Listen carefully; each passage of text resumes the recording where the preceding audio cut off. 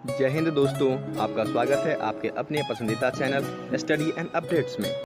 जय हिंद दोस्तों, मैं राजकमल आप सभी का स्वागत करता हूं स्टडी एंड अपडेट्स में। और आज के इस वीडियोज़ में एसएससी जीडी कांस्टेबल 2015 के मैथमेटिक्स का पेपर करने वाले हैं, जो कि 4 अक्टूबर 2015 को हुआ था प्रथम पाली में। ठीक है, आप देख सकते हैं सारा डिटेल आपको दिया गया है यहाँ पर।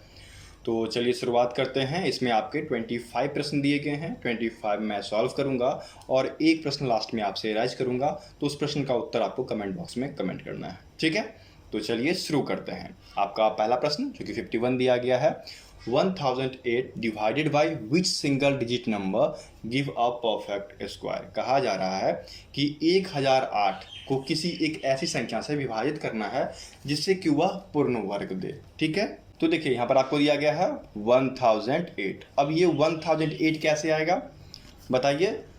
जब आप 2 into 2 into 2 into 2 into 3 into 3 into 7 करेंगे, ठीक है, तो ये आपको 1008 देगा। अब यहाँ पर आप देखना, ये परफेक्ट स्क्वायर है, ये परफेक्ट स्क्वायर है, ये परफेक्ट स्क्वायर है, लेकिन 7 सिंगल है। ठीक है, अर्थात यदि हम 1008 को 7 से भाग दे देंगे तो बाकी जो बचेगा आपका यहाँ पर देखिए 2 इंटू 2 इंटू 3, ये एक परफेक्ट स्क्वायर बन जाएगा। ठीक है, तो भाग किससे देना है, जिसका कि पेयर यहाँ पर पूरा नहीं हो रहा है। ठीक है, तो 7 का पेयर पूरा नहीं हो रहा, तो उत्तर क्या हो जाएगा, 51 का बी उत्तर हो गया।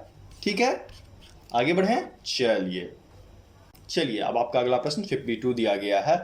If the cost of an article is ₹p after 2 successive reduction of 20% and 25%, the original price of the article was. कहा जा रहा है कि यदि एक लेख की लागत जो है वह 20% और 25% की दो क्रमिक कमी के बाद ₹p है। ठीक है, ₹p है। ठीक है, तो लेख की मूल कीमत क्या थी ये आपको बताना है। देखिए बहुत ही आसान है, आप इसको एकदम नॉर्मल तरीके से, ठीक है, बहुत ही इजी। देखिए x का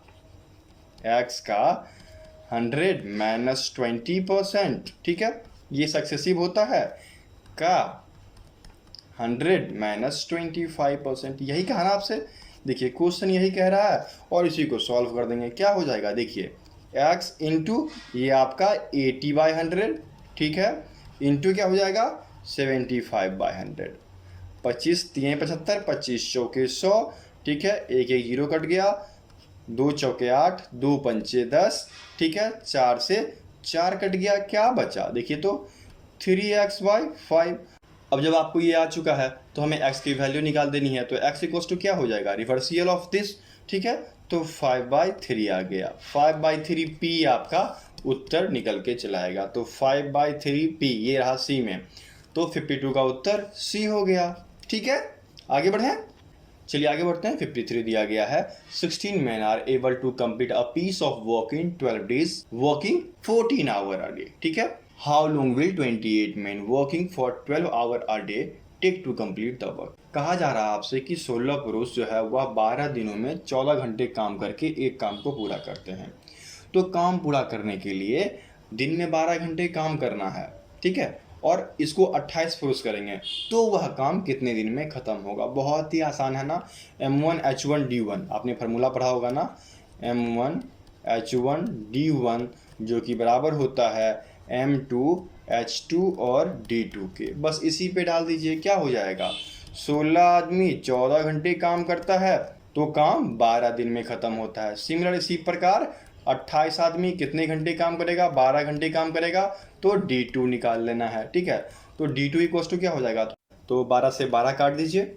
अब देखिए 14 दूनी 28, 2 टाइम्स में ये कट गया, ठीक है, ये आपका 8 टाइम्स में कट गया, सीधा सीधा निकल के आ गया D2 इक्वल्स टू 8 डेज या फिर दिन।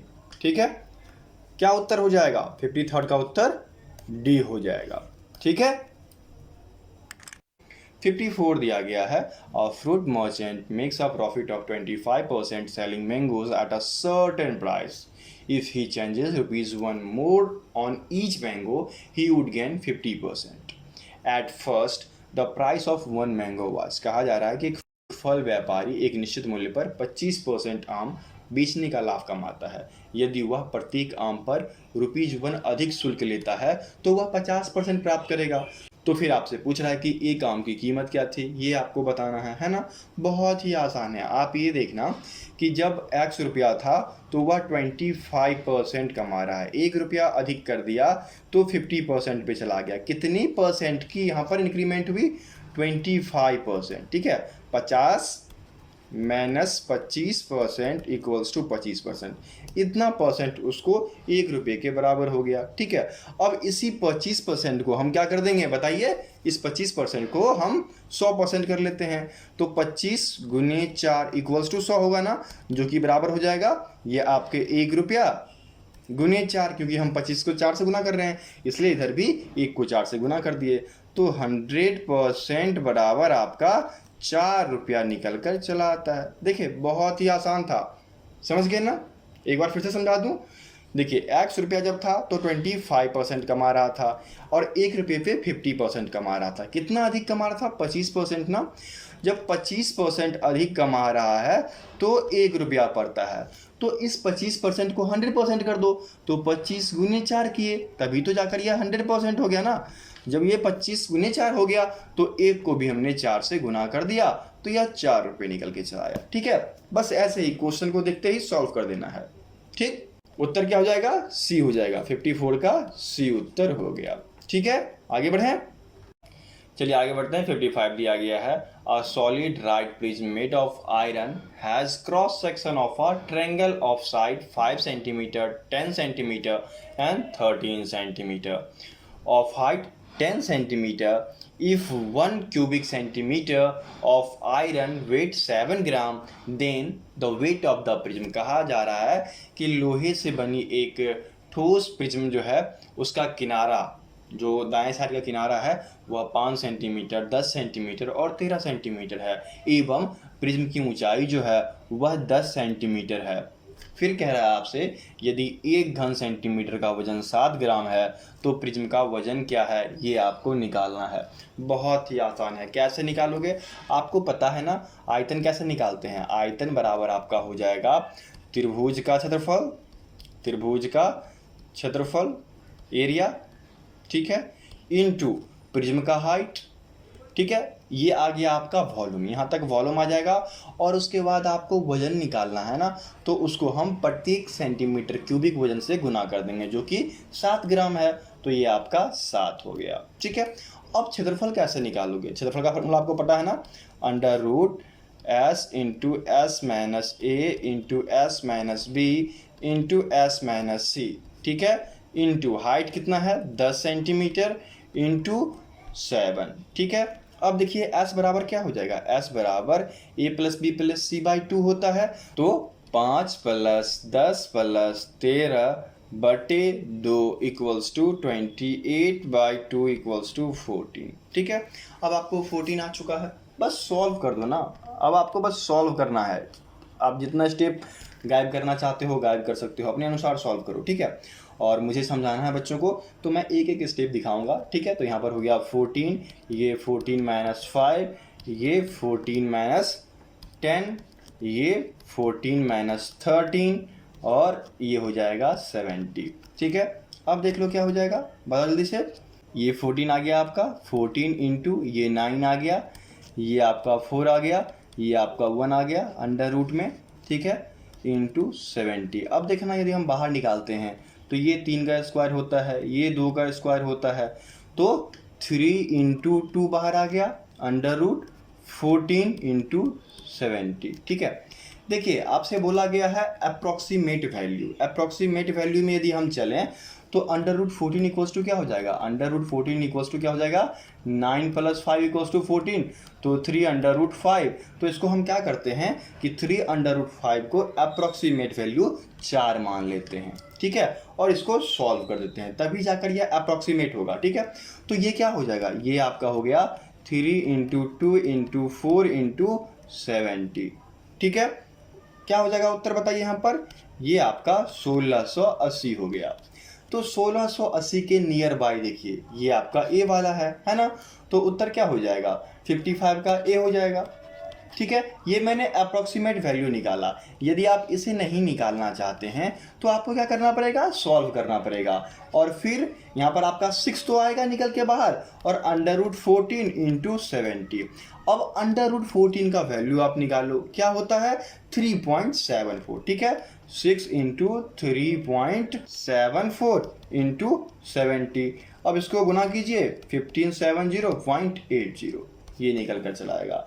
अब पता है इसमें क्या हुआ कि बच्चे वहाँ पर कंफ्यूज हो जाएंगे, क्योंकि √14 का वैल्यू नहीं पता है। इसलिए मैंने आपको ये तरीका बताया कि यदि आपको अप्रॉक्सीमेट वैल्यू निकालना हो तो ऐसे निकाला जाता है। ठीक है, इसका प्रयोग करेंगे। तो 55 का उत्तर क्या हो जाएगा, ए हो जाएगा ना। चलिए आगे बढ़ें। 56 देखिए दिया गया है, a plane can cover 6000 kilometre in 8 hour if the speed is increased by 250 kilometre per hour, then time taken by the plane to cover 9000 kilometre is. कहा जा रहा है कि एक विमान जो है वह 8 घंटे में 6000 किलोमीटर की दूरी तय कर सकता है। यदि 250 किलोमीटर प्रति घंटा बढ़ा दिया जाए तो विमान द्वारा 9000 किलोमीटर की दूरी तय करने में कितना समय लगेगा। बहुत ही अच्छा क्वेश्चन। देखिए क्या हो जाएगा, स्पीड इक्वल्स टू क्या होता है, डिस्टेंस बाय टाइम, दूरी बटे समय। तो 6000 बटे 8 kilometre per our equals to क्या हो जाएगा, 750 किलोमीटर पर आवर। अब कहा जा रहा है कि इसमें 250 किलोमीटर पर आवर बढ़ा दिया गया, तो आपका नया स्पीड क्या हो जाएगा, 1000 किलोमीटर। ठीक है, ये आ गया। तो फिर 9000 किलोमीटर दूरी तय करने में कितना समय लगेगा, टाइम इक्वल्स टू डिस्टेंस बटे स्पीड, कितना हो जाएगा 9 आवर ना। देखिए 9 आवर आपके ए में दिया गया है, तो 56 का ए उत्तर हो गया। ठीक है, आगे बढ़े। चलिए 57 आपको दिया गया है, the average of 1 3 5 7 9 11 till 25 term is. देखिए इसका आप फार्मूला जानते हो ना, क्या फार्मूला है, एन स्क्वायर ना। क्या हो जाएगा 25 का स्क्वायर इक्वल्स टू 625। कहाँ दिया गया है, ए में। 57 का ए हो गया। चलिए आगे बढ़िए। 58 देखिए बहुत आसान है ना, कैसे तोड़ोगे, √441 बटे 1 000 बराबर कीजिए इसको। 21 बाय में क्या हो जाएगा, इसका पेयर इसका पेयर इसका पेयर, 1000 कर दीजिए ना, 0.021 डी उत्तर हो गया। बहुत ही आसान है। ठीक है, आगे बढ़ें। देखिए अब आगे आपको कहा जा रहा है कि 59 और 60 में जो टेबल दिया गया है, इस टेबल से हमें इस डाटा को जानना है और प्रश्नों का उत्तर देना है। ठीक है, ये आपको दिया गया है IQ स्कोर, और ये आपको दिया गया है विद्यार्थियों की संख्या। ठीक है, अब यहाँ पर आप देखना क्वेश्चन क्या पूछता है। क्वेश्चन आपसे पूछ रहा है कि number of student whose IQ is 140। क्या कह रहा है कि जिन छात्रों का IQ स्कोर 140 है उनकी संख्या बताना है। देखना आप, क्या इस तालिका में कुछ डिफाइन है कि फाइनाइट 140 कितना है। यहाँ पर तो एक रेंज दिया गया ना कि 130 से लेकर 140 के बीच 2 विद्यार्थी आते हैं, ये तो तय नहीं किया गया। इसके अंदर 131, 132, 133 से लेकर 140 तक के विद्यार्थी हैं, तो ये तो तय नहीं हुआ ना, मतलब क्या हो गया, अनडिफाइंड। उत्तर क्या हो जाएगा, अनडिफाइंड। ठीक है, अनडिटरमाइंड फ्रॉम गिवन डाटा, दिए गए डाटा से अपरिहार्य, नहीं निकाला जा सकता। तो 59 का उत्तर सी हो गया। ठीक है, आगे बढ़िए। अब आगे बढ़िए। 60 कहता है कि the number of student whose IQ score is 100 and more is. क्या मतलब कि 100 और 100 से अधिक वाले। बहुत अच्छा, 100 से अधिक वाले कितने हैं, देखिए यहाँ से शुरुआत कीजिए। 16 + 13 + 4 + 2, इन सब का सम कर दीजिए, कितना हो जाएगा, इन सब का सम जो है 35 आ गया है ना। 35 आपके सी में दिया है, तो 60 का सी उत्तर हो गया। ठीक है, आगे बढ़े। 61 देखिए, a sum of 800 rupees become 956 in 3 years at a certain rate of simple interest. If the rate of interest is increase by 4%, what amount will the same such becomes in 3 years। बहुत ही आसान question. कह रहा है कि 800 रुपये की राशि साधारण ब्याज के एक निश्चित दर पर 3 साल में 956 हो जाती है। यदि ब्याज 4% और बढ़ा दिया तो फिर राशि क्या होगी 3 वर्ष में, बताइए। बहुत ही सिंपल है, कितना परसेंट बढ़ेगा बताइए, 4% रेट जो है, 4% और 3 साल, तो 4 × 3 = 12% बढ़ जाएगा। तो 800 पर यदि 800 का 12% निकाल लिया जाए तो क्या हो जाएगा, 96 हो गया ना। अर्थात ब्याज क्या हो जाएगा, 956 प्लस 96 इक्वल्स टू 1052, है ना। सॉल्व हो गया। 1052 आपके सी में दिया गया है, तो 61 का सी उत्तर हो जाएगा। देख लिए, बस क्या करना था कि जितने परसेंट बढ़ेगा उसको समय के साथ गुना करना है और जिस राशि पे निकालना है उस पे उसका परसेंटेज निकाल लीजिए और उसको ऐड कर दीजिए। प्रश्न सॉल्व। ठीक है, तो 61 का सी उत्तर हो गया। आगे बढ़ने से पहले मैं कहना चाहूंगा कि फ्री मॉक टेस्ट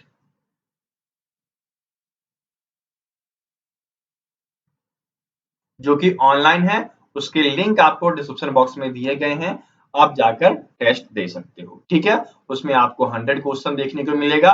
हिंदी वाले हिंदी में जाएंगे और इंग्लिश वाला जो चूज करेंगे वह इंग्लिश में। दो अलग अलग सेट रहेंगे, तो जो हिंदी करना चाहते हैं वो हिंदी वाले सिलेक्ट करें, जो इंग्लिश करना चाहते हैं वो इंग्लिश वाले सिलेक्ट करें। और पीडीएफ्स वगैरह सबका लिंक आपको डिस्क्रिप्शन बॉक्स में मिल जाएगा। और कोई भी जानकारी आपको हासिल करनी है तो आप हमें व्हाट्सएप या फिर टेलीग्राम इस पे मैसेज कर सकते हैं। टेलीग्राम नंबर है 7979946092। ज्यादातर आप लोग टेलीग्राम का प्रयोग करें, पीडीएफ वगैरह जो भी आपको खरीदनी हो आप वहां पर खरीद सकते हैं। ठीक है, चलिए आगे बढ़ें। चलिए आगे बढ़ते हैं। 62 दिया गया है, a right circular cone of height 20 cm and base radius 15 cm is melted and cast into a smaller cone of equal size of the height 5 cm and base radius 1.5 cm.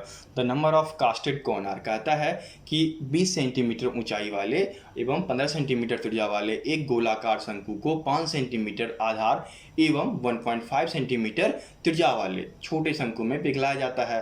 तो कितने कास्टेड कोन बनेंगे, बहुत ही simple है ना। 1/3 pi capital R square H by 1/3 pi small R square H. 1/3 pi ये cut गया, क्या बचा आपका आर स्क्वायर एच बटे स्मॉल आर स्क्वायर एच। अब निकाल दीजिए। तो बड़े वाले का त्रिज्या कितना है, 15 इंटू 15 हो गया, हाइट आपका 20 और इसका 1.5 इंटू 1.5 इंटू 5, 5 चौके 20, ये 10 बार में कट जाएगा, ये 10 बार में कट जाएगा। कितना हो गया बताइए, 4 गुने 10 गुने 10, 400 आ गया ना। कहाँ दिया गया है, बी में, तो 62 का बी उत्तर हो जाएगा। ठीक है, आगे बढ़ें। चलिए 63rd, बहुत ही अच्छा प्रश्न। देखिए क्या कह रहा है कि a batsman makes a score of 87 run in 17th inning and thus increase his average by 3. Find his average after 70th inning. कहा जा रहा है कि एक बल्लेबाज 17वीं पारी में 87 रन बना लेता है और इस तरह से उसका औसत 3 बढ़ जाता है। 17वीं पारी के बाद उसका औसत क्या होगा ये आपको बताना है। बहुत ही अच्छा। 16 पारी तक यदि हम चलें तो 16 पारी तक उसका औसत x है। ठीक है, माना लेट कर लिया कि 16 पारी तक उसका औसत जो है x है। ठीक है, तो 17वें पारी में क्या होता है, 16 पारी का रन प्लस कितना रन बनाता है, 87 रन बनाता है, जो कि क्या हो जाता है, पुराने औसत से 3 ज्यादा हो जाता है।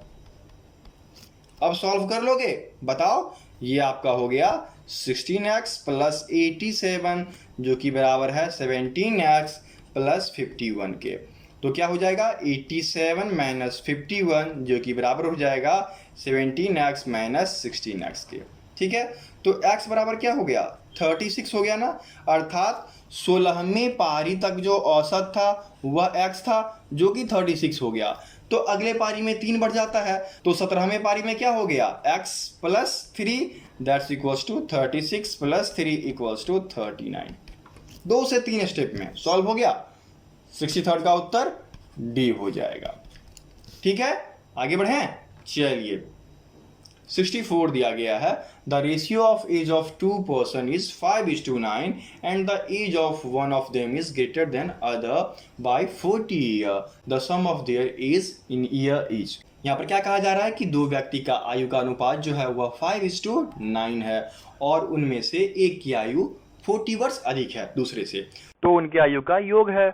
बहुत ही आसान। अनुपातिक राशि हम मान लेते हैं 5x 9x।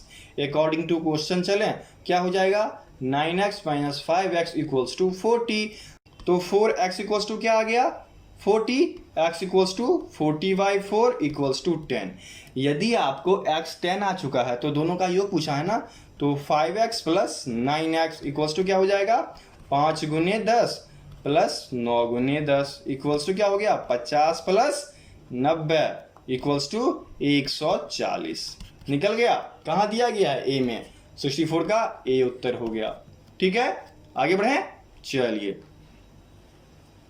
65 कह रहा है a shopkeeper in order to clear his old stock of TV sets offer 12% discount on TV sets if the mark price of TV set is rupees 6,500 then the selling price of the TV set is। कहा जा रहा है कि एक दुकानदार TV सेटों को अपने पुराने स्टॉक को खाली करने के लिए टीवी सेट पर 12% की छूट प्रदान करता है। यदि टीवी सेट की जो कीमत है वह 6500 रुपये है तो टीवी सेट का विक्रय मूल्य क्या हो जाएगा। बहुत ही आसान है ना, इसका तो एक फार्मूला मैंने बढ़ा रखा है आप लोग को 6500, ठीक है, इंटू क्या है कितना छूट देगा 100 में से 12% की छूट देगा, ठीक है, और बटे 100 हो गया। बस इसी को सॉल्व करना है, क्या हो जाएगा 6500 गुने 88 बटे 100, काट दो ना, इस दोनों को मल्टीप्लाई कर दो, 65 इंटू 88 क्या आ जाएगा 5720। 5720 आपके बी में दिया गया है, सॉल्व है ना, आसान। चलिए आगे बढ़ें। अब आपको 66 दिया गया है the smallest number by which 243,000 be divided so that quotient is a perfect cube. कहा जा रहा है कि सबसे छोटी संख्या जिसके द्वारा 2 4 3 000 को विभाजित किया जाए ताकि भागफल एक पूर्णखंड हो। बहुत ही आसान है, आप क्या कर सकते हो उसको देखिए 2 4 3 इंटू इसको आप कर सकते हो ये, ठीक है 000 ये कर सकते हो ना। अब देख लो ये क्या हो गया, ये 10 का क्यूब हो गया, ठीक है, और 243 में देखना 3 इंटू 3 इंटू 3 इंटू 3 इंटू 3, तो यहाँ पर देखना ये 3 तो परफेक्ट क्यूब बन रहे हैं, ये दोनों खाली हैं, अर्थात इनका गुना 9 हो जाएगा। यदि हम 9 से 243 में भाग दें तो यह पूर्ण क्यूब हो जाएगा, ठीक है। उत्तर क्या हो गया 66 का उत्तर डी हो जाएगा, ठीक है। देखिए इस प्रकार से इन क्वेश्चन को निकालना है, बहुत ही आसान ट्रिक से, ठीक है। चलिए आगे बढ़ें।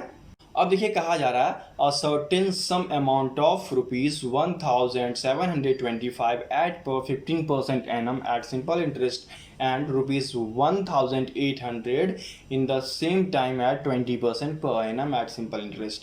Find the sum. कहा जा रहा है कि एक निश्चित राशि जो है वह साधारण ब्याज पर 15% प्रति वर्ष की दर से 1725 और साधारण ब्याज पर समान समय में 20% प्रति वर्ष की दर से 1800 हो जाती है।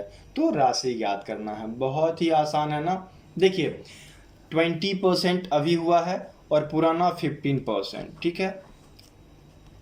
कितने परसेंट की इंक्रीमेंट है 5% की। 5% में कितना बढ़ गया बताइए 1800 माइनस 1725 कितना बढ़ गया 75 बढ़ गया, ठीक है। अर्थात 5% इक्वल्स टू पर रुपीज 75, ठीक है। तो इसका 100% करो तो 5 इंटू 20 करेंगे तो हमारा 100% हो जाएगा ना, ठीक है। तो 5 इंटू 20 कर दिए। सिमिलर इसी प्रकार ₹75 इंटू 20 मल्टीप्लाई कर दो ना, कितना निकल के आएगा 1500 रुपये निकल के चला आया। कहाँ दिया गया है डी में, उत्तर क्या हो जाएगा 67 का डी हो जाएगा। देख लिया आपने, बहुत ही आसान है ना, हो गया ना सॉल्व, कहीं कोई दिक्कत नहीं ना। चलिए आगे बढ़े। 68 यहाँ पर दिया गया है Raja can do a piece of work in 20 days while Ramesh can finish it in 25 days। Ramesh start working and Raja joined him after 10 days। The whole work is completed in. कहा जा रहा है कि राजा 20 दिन में एक काम को कर सकता है जबकि रमेश इसे 25 दिन में पूरा कर सकता है। रमेश ने काम करना शुरू कर दिया और 10 दिन के बाद राजा उसमें शामिल हो गया। तो आपसे कह रहा है कि कितने दिन में, ठीक है, कितने दिनों में काम पूरा हो जाएगा। चलिए सॉल्व कर देते हैं, बहुत ही आसान है, थोड़ा सा आपको दिमाग लगाना है। तो देखिए जैसा कि आप यहाँ पर देख रहे हैं कि रमेश ने काम करना शुरू किया और 10 दिन काम किया। तो यदि एक काम है और उस एक काम को रमेश 10 दिन कर रहा है और रमेश की कैपेसिटी 1/25, ठीक है, क्योंकि वह 25 दिन में एक काम पूरा करता है तो कैपेसिटी क्या हो जाएगी 1/25। तो ये क्या हो गया 1 - 10/25, ठीक है, ये आपका 25 minus 10 equals to 15/25 equals to क्या हो गया 3/5। तो इतना काम आपका बचा हुआ है, पूरे एक काम में से 3/5 काम जो है यह आपका बचा हुआ है करने को, ठीक है, क्योंकि रमेश क्या कर चुका है 10 दिन काम कर चुका है। अब बहुत प्रश्न में आपने देखा होगा कि क्या होता है कि जो काम कर चुका होता है वह छोड़ देता है, लेकिन यहाँ पर एक सिनेरियो आपका उल्टा है कि यह भी काम करेगा।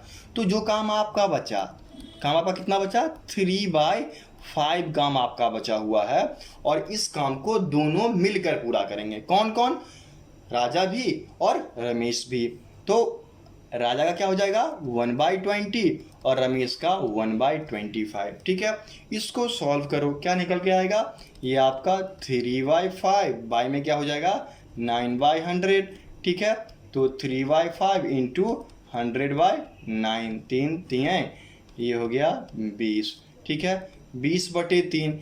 तो 20/3 बराबर क्या हो जाएगा 6 दिन और 2/3। अब देखिए आपके पास क्या है कि 10 दिन रमेश पहले काम कर चुका है और दोनों मिलकर किए तो 6 दिन और 2/3 डेज और आया, तो क्या हो जाएगा 10 + 6 दिन और 2/3 दैट्स इक्वल्स टू 16:2/3 डेज निकल कर चलाएगा। कहाँ दिया गया है, डी में दिया गया है ना, तो 68 का डी उत्तर हो गया, ठीक है। चलिए आगे बढ़े। 69 आपको दिया गया है, a dealer mark his good 20% above cost price and allows a discount of 10% to his customer. His gain percentage कहता है कि एक डीलर ने अपने माल के लागत मूल्य से 20% ज़्यादा चिन्हित किया है और अपने ग्राहक को 10% की छूट देता है, तो उस पर लाभ परसेंट क्या होगा। बहुत ही अच्छा है। देखिए हमने माना 100 रुपये की चीज़ है, उस पर 20% अधिक अंकित किया, तो 100 का 20% 20 हो जाएगा, तो 120 रुपया अंकित किया। फिर इस पे 10% की छूट दिया, अर्थात 12 रुपये की छूट दे दिया, तो कितने में बिका 120 - 12 इक्वल्स टू 108, ठीक है। 108 में उसने बेचा तो कितने का लाभ हुआ 108 - 100 बराबर 8 रुपये का लाभ हुआ, ठीक है। तो इसका परसेंटेज क्या हो जाएगा, परसेंटेज बराबर लाभ गुने 100 और बटे क्रय मूल्य इक्वल्स टू 8%। देखिए कितना सिंपल था, क्या हो जाएगा सी उत्तर हो जाएगा। यदि परसेंटेज वाले प्रश्न को यदि आप 100 मानकर सॉल्व करेंगे तो प्रश्न 2 मिनट में सॉल्व, ठीक है। चलिए आगे बढ़ते हैं।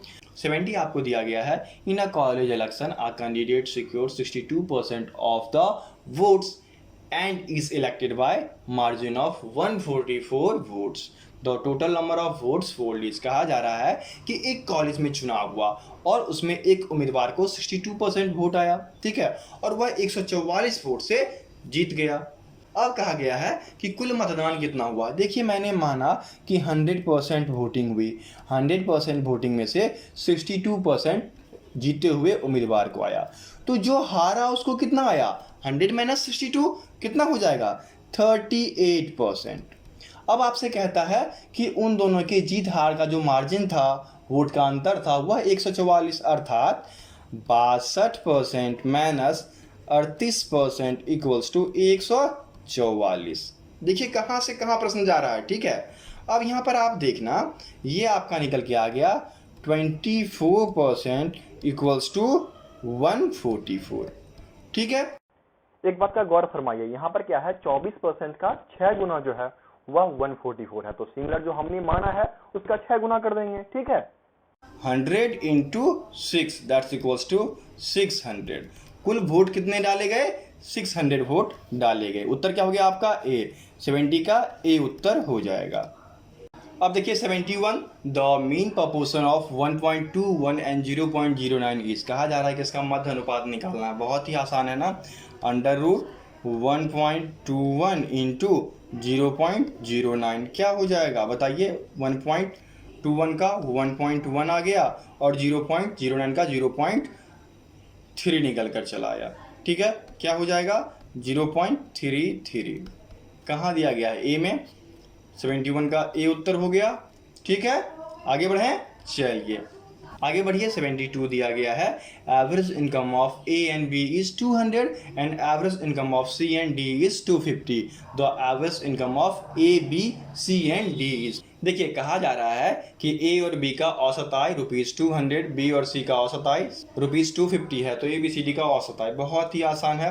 ए बी का औसत आय जो है 200 है, ठीक है, और सी डी का औसत आय जो है वह कितना है 250 है। कितने का डिफरेंस है, 50 का डिफरेंस है। ठीक है, देखिए 50 का डिफरेंस है, बहुत अच्छा। 25 दोनों में डिवाइड कर देते हैं और क्या करते हैं, एक को जोड़ते हैं, एक को घटा देते हैं। यदि हम इधर घटाते हैं तो क्या हो जाएगा 250 - 25 इक्वल्स टू 225 और इधर जोड़ते हैं तो 200 + 25 इक्वल्स टू 225। क्या आ जाएगा 225 जो है यह औसत आय निकल कर चला आएगा। उत्तर क्या हो जाएगा 72 का डी हो जाएगा। ये सारे ट्रिक्स हैं, ठीक है, इन ट्रिक्स से आपके प्रश्न मिनट में सॉल्व हो जाया करेंगे।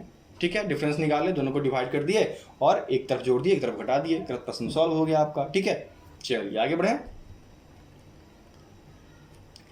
73rd दिया गया है, a seller increased the cost price of an article by 30% and fixed the mark price as ₹286, but during the sale he gave 10% discount to the purchase, the percentage of the profit will be। कहता है कि एक विक्रेता एक चीज़ की कीमत जो है वह 30% अधिक लगाता है और उसको ₹286 तय करता है, लेकिन बिक्री के दौरान उसे 10% छूट भी दे देता है। बहुत ही सिंपल, मैंने आपको बता रखा है ना, यदि 100 रुपये की चीज़ है, 100 रुपये की चीज़ और उसने 30% बढ़ा दिया, कितना हो जाएगा 130 का हो गया।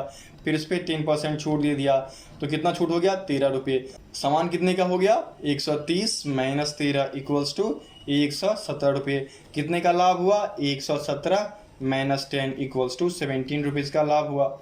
ठीक है, कितना परसेंट हो जाएगा 17 × 100/100, 17% का। इसकी तो कोई ज़रूरत नहीं थी। ठीक है, उत्तर क्या हो जाएगा 73rd का उत्तर डी हो जाएगा। ओके, आगे बढ़ें। 74 दिया गया है, an item was sold for ₹3,600 at 25% discount, its mark price was। कहा जा रहा है कि एक आइटम पे 25% की छूट दी गई और 3600 में बेची गई, तो इसकी कीमत क्या थी, बहुत ही आसान है ना। क्या हो जाएगा, माने 100 रुपया, ठीक है, और 100 जितना छूट दिया गया 25%, ठीक है, बटे 100 इक्वल्स टू 3600। ठीक है, क्या हो गया 75x/100 इक्वल्स टू क्या हो जाएगा 3600, है ना। यहाँ पर परसेंटेज नहीं होगा, ध्यान देना 25, क्योंकि हमने परसेंटेज ऑलरेडी लगा रखा है, तो सिर्फ 25 होना चाहिए, वरना बाद में बच्चे 100 गलतियाँ मानेंगे। ठीक है, ओके, अब क्या हो गया x इक्वल्स टू 3600 × 100/75। 25 दिए, 25 चौके और 3 1 2 00 इक्वल्स टू 4800 निकल के आ गया। ए में दिया गया है, 74 का ए उत्तर हो गया। चलिए आगे बढ़ते हैं। 75 जो कि मैंने आप लोग से पूछा भी था ये प्रश्न, और 26 के रूप में पूछा था। यहाँ पर दिया गया था कि a student starting from his house walk at a speed of 2:1/2 kilometre and reaches his school 6 minute late. Next day starting at the same time and increase his speed by 1 km/h and reaches 6 minutes early. The distance between the school and house is। कहा जा रहा है कि एक विद्यार्थी जो है वह अपने घर से चलना शुरू करता है और 2:1 किलोमीटर प्रति घंटे की गति से चलता है तो 6 मिनट देरी से पहुंचता है। वही अगले दिन क्या करता है कि वह अपनी जो गति है उसमें 1 किलोमीटर प्रति घंटा बढ़ा देता है तो 6 मिनट जल्दी पहुंच जाता है। बहुत ही आसान प्रश्न। मानते हैं डिस्टेंस बराबर x और पहले दिन की चाल क्या है 2:1/2, ठीक है। फिर इसी प्रकार x और फिर क्या हो गया 2:1/2 में वह 1 किलोमीटर प्रति घंटा बढ़ा दिया, तो क्या हो गया, एक दिन तो 6 मिनट देरी से पहुंचा था, एक दिन 6 मिनट पहले पहुंच गया, बटे 60। बस इसको सॉल्व कर दो, प्रश्न आपका सॉल्व हो गया। ये क्या हो जाएगा, ये x/5/2 minus x/7/2 equals to 12/60 solve कर दो, क्या हो जाएगा? ये आपका हो गया 2x/5 minus 2x/7 equals to 1/5। ठीक है, कितना हो गया? ये आपका 35, ये आपका 14x minus 10x equals to 1:5 equals to 4x/35 equals to 1/5। ठीक है, 5 सत्ते 35, तो फिर x इक्वल्स टू क्या हो गया? 7/4। ठीक है, ये दूरी आपकी निकल के चली आई। अब यहाँ पर ये सब तोड़ा गया है तो उसको तोड़ दीजिए, इक्वल्स टू 1:3/4 किलोमीटर। ये आपके ए में दिया गया है, मिल गया आपका उत्तर। देखिए बहुत ही आसान है, प्रश्न को समझना है और एकदम सॉल्व कर देना है तोड़ के। ठीक है, चलिए आगे बढ़ते हैं और आज का प्रश्न है कि who is minister of finance. ठीक है, वित्त मंत्री कौन है ये बताना है 2021। ठीक है, मैं लिख देता हूं जून 2021 के अनुसार वित्त मंत्री कौन है ये आपको बताना है कमेंट बॉक्स में। ठीक है, फिर मिलते हैं दूसरे वीडियो में, तब तक के लिए जय हिंद। दोस्तों आपकी क्लास हो चुकी है समाप्त। यदि आप एसएससी जीडी के पीडीएफ्स खरीदने में इंटरेस्टेड हैं तो ही वीडियो को आगे देखें। ठीक है, यदि आप पीडीएफ खरीदना चाहते हैं तो आप इस लिंक पे जाएंगे, नीचे आपको डिस्क्रिप्शन बॉक्स में ये लिंक मिल जाएगा और इस पे जाने के बाद कुछ ऐसा खुलेगा। यहाँ पर आपको लिखना है एसएससी जीडी प्रीवियस ईयर लिखकर आपको सर्च कर देना है। सर्च करते ही आपको एसएससी जीडी के सारे पीडीएफ्स खुल के सामने चले आएंगे। ठीक है, इंग्लिश एवं हिंदी दोनों मीडियम में अवेलेबल है। यदि आप पीडीएफ हिंदी मीडियम में लेना चाहते हैं तो हिंदी मीडियम पे जाके पहले उस पीडीएफ को देख लें कि उसमें क्या दिया गया। ठीक है, यहाँ पर आप देख सकते हैं 4-5 फोटोज दी गई होती है, तो उस पर क्लिक करें और उसके बारे में जानकारी ले लें। तो इस प्रकार से आप जानकारी हासिल कर सकते हैं कि उस पीडीएफ में क्या दिया गया है। ठीक है, ये देख लिया आपने। अब चलिए इंग्लिश मीडियम पे चलते हैं और ठीक इसी प्रकार ये रहा इंग्लिश मीडियम वाला। तो आप देख सकते हैं यहाँ पर ये इंग्लिश मीडियम वाला है और ये रहा आपका इंग्लिश मीडियम। तो आप पहले अपनी लैंग्वेज सेलेक्ट कर लेंगे, फिर बाय पे क्लिक करेंगे और अपनी आईडी बनाएंगे इंस्टामोजो पे। तो अपनी आईडी जो है आप वह जीमेल के थ्रू बनाएं, क्योंकि आपकी पीडीएफ जो है वह आपके जीमेल लिंक पे भी जाएगी। ठीक है, एक डाउनलोड लिंक जो है वह आपके जीमेल पे चला जाता है। तो आपको पेमेंट करना है। पेमेंट करने के बाद एक विंडो तो सामने खुल जाएगी जिससे आप डाउनलोड कर सकते हो, एवं दूसरी लिंक जो है वह आपके ईमेल आईडी पे चली जाएगी। तो कृपया सही ईमेल आईडी डालें, गलत ईमेल आईडी नहीं डालें, नहीं तो दिक्कत भी हो सकती है। और यदि कोई दिक्कत होता है तो आप हमें कांटेक्ट कर सकते हैं, हमारा सारा डिटेल्स यहाँ पर दिया गया होता है। ठीक है, ये आप जाएंगे कांटेक्ट में या फिर अबाउट में जाकर चेक कर सकते हैं, सारा नंबर, ईमेल आईडी सब कुछ यहाँ पे अपडेटेड है, तो आप हमें कांटेक्ट कर सकते हैं। तो जिनको पीडीएफ चाहिए वो यहाँ पर पीडीएफ खरीद सकते हैं।